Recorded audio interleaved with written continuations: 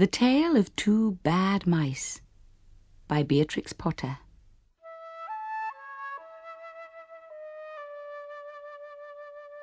Once upon a time, there was a very beautiful doll's house. It was red brick with white windows, and it had real muslin curtains and a front door and a chimney. It belonged to two dolls called Lucinda and Jane. At least it belonged to Lucinda, but she never ordered meals. Jane was the cook, but she never did any cooking because the dinner had been bought ready-made in a box full of shavings. There were 2 red lobsters and a ham, a fish, a pudding, and some pears and oranges. They would not come off the plates, but they were extremely beautiful. One morning, Lucinda and Jane had gone out for a drive in the doll's perambulator. There was no one in the nursery, and it was very quiet. Presently, there was a little scuffling, scratching noise in a corner near the fireplace, where there was a hole under the skirting board. Tom Thumb put out his head for a moment, and then popped it in again. Tom Thumb was a mouse. A minute afterwards, Hunca Munca, his wife, put her head out too, and when she saw that there was no one in the nursery, she ventured out on the oilcloth under the coal box. The doll's house stood at the other side of the fireplace.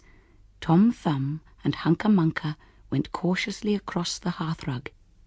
They pushed the front door. It was not fast. Tom Thumb and Hunca Munca went upstairs and peeped into the dining room. Then they squeaked with joy. Such a lovely dinner was laid out upon the table. There were tin spoons and lead knives and forks and 2 dolly chairs, all so convenient. Tom Thumb set to work at once to carve the ham. It was a beautiful shiny yellow streaked with red. The knife crumpled up and hurt him. He put his finger in his mouth. "It is not boiled enough. It is hard. You have a try, Hunca Munca." Hunca Munca stood up in her chair and chopped at the ham with another lead knife. "It's as hard as the ham at the cheesemonger's," said Hunca Munca. The ham broke off the plate with a jerk and rolled under the table. "Let it alone," said Tom Thumb. "Give me some fish, Hunca Munca." Hunca Munca tried every tin spoon in turn. The fish was glued to the dish. Then Tom Thumb lost his temper. He put the ham in the middle of the floor and hit it with the tongs and with the shovel. Bang, bang, smash, smash. The ham flew all into pieces, for underneath the shiny paint it was made of nothing but plaster. Then there was no end to the rage and disappointment of Tom Thumb and Hunca Munca. They broke up the pudding, the lobsters, the pears, and the oranges. As the fish would not come off the plate, they put it into the red-hot, crinkly paper fire in the kitchen, but it would not burn either. Tom Thumb went up the kitchen chimney and looked out at the top. There was no soot.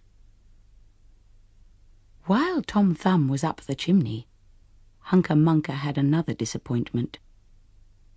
She found some tiny canisters upon the dresser labelled rice, coffee, sago, but when she turned them upside down, there was nothing inside except red and blue beads.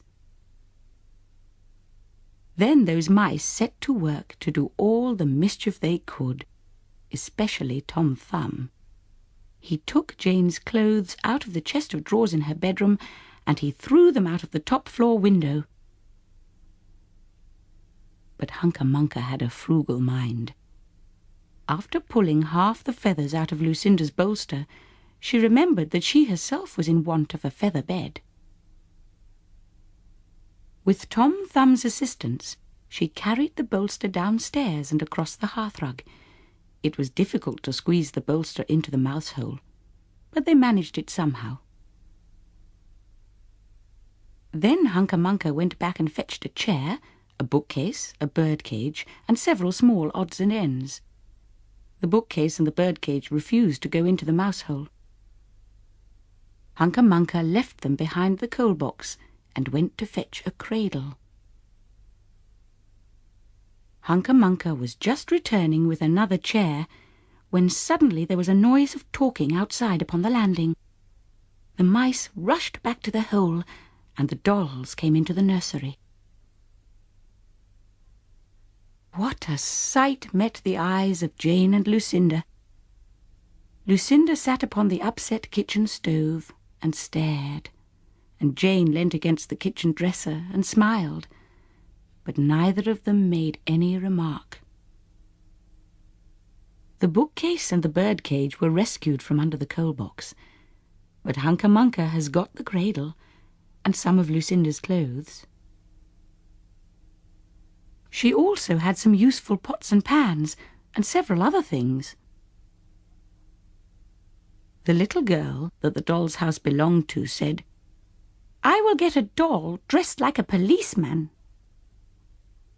But the nurse said, "I will set a mousetrap." So that is the story of the two bad mice. But they were not so very, very naughty after all, because Tom Thumb paid for everything he broke. He found a crooked sixpence under the hearthrug, and upon Christmas Eve he and Hunca Munca stuffed it into one of the stockings of Lucinda and Jane. And very early every morning, before anybody is awake, Hunca Munca comes with her dustpan and her broom to sweep the dolly's house.